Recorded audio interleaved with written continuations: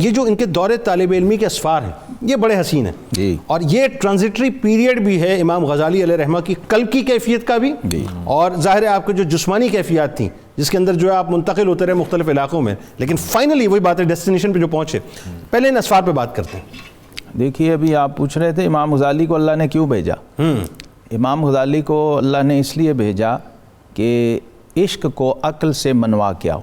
اللہ اکبر، امام کیا غزالی کا کریڈٹ یہ ہے، عقل سے عشق کو منوانا ہے۔ سبحان اللہ۔ امام سبحان غزالی کی کل زندگی کا حاصل یہ ہے اور ان کا مقصد حیات ہی یہ تھا کہ عشق کو عقل کے پیمانے پر، یعنی عقل کو وحی کے آگے سجدہ ریز کیسے کروانا ہے۔ آئے ہائے ہائے، یعنی اس کو میں دوسرے لفظوں میں یہ سمجھ لوں کہ ان کو یہ بھی معلوم تھا کہ ایک دور آئے گا کہ متجددین آئیں گے جو عشق کو عقل کے پیمانے پہ دیکھیں بلا گے شبہ۔ تو پھر وہ مجھے پڑھ لیں۔ دیکھیے وحی کیا ہے، وحی کیا ہے، یؤمنون بالغیب، سبحان بن دیکھے خدا کو ماننا ہے، کیا بات، بن دیکھے رسول کو ماننا ہے، بن دیکھے وحی کو ماننا ہے، بن دیکھے فرشتوں پہ ایمان لینا ہے، بن دیکھے آپ نے آخرت پہ ایمان لینا ہے۔ جنت دوزخ دیکھی نہیں ہے لیکن آپ نے جزا و سزا پر عقیدہ رکھنا ہے اور ایمان لانا۔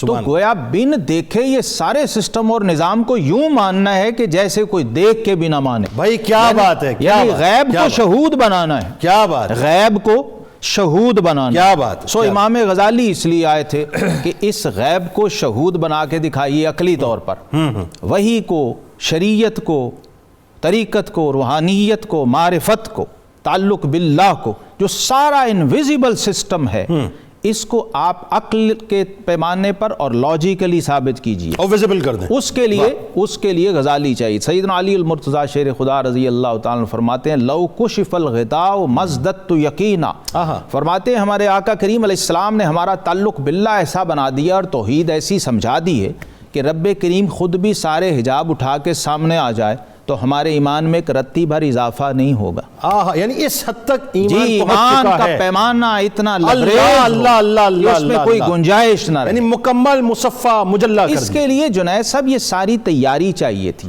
میں یہ سمجھتا ہوں کہ امام غزالی کا وجود قدرت کی لیبارٹری اور تجربہ گاہ تھا۔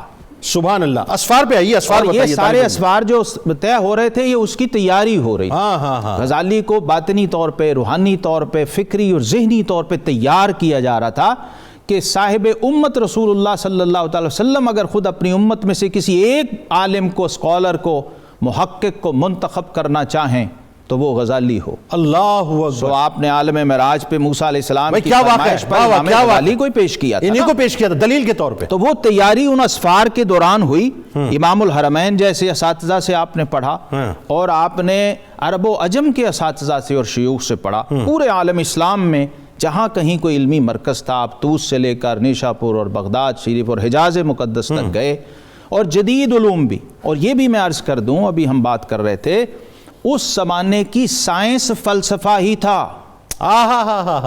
جب تک آپ کو یہ بات معلوم نہیں ہے آپ غزالی کی غین تک بھی نہیں پہنچ سکتے۔ اس زمانے کی سائنس ابھی ساری تھا ہی فلسفہ، فلسفی سائنس تھی۔ واہ واہ واہ۔ یہ آج والی جو سائنس ہے نا، انفارمیشن ٹیکنالوجی اور یہ سارا کچھ، یہ تو اب آیا، بعد میں آیا، یہ 200-300 سال سے۔ یہی وجہ ہے کہ یورپ سے اسٹوڈنٹس آتے تھے وہ فلسفہ پڑھنے کے لیے آتے تھے۔ یورپ کی جو رینیسانس کی موومنٹ ہے اور جو نشأت ثانیہ کی تحریک ہے وہ تو 300 سال سے شروع ہوئی ہے نا۔ ابھی یہ والی جو آج کی جدید سائنسز ان کا اس وقت وجود نہیں تھا، یہ نابود تھیں، ان کی تو آپ بات ہی نہ کیجئے۔ غزالی کے زمانے کی سائنس فلسفی تھی اور لاجک تھی، جو ارسطو سے لے کے ابن رشد تک پہنچی تھی۔ ٹھیک ہے۔ غزالی کا کمال و کریڈٹ یہ ہے کہ وہ آج کی جدید دنیا کو قدیم دنیا سے ملانے کے لیے برج ہے۔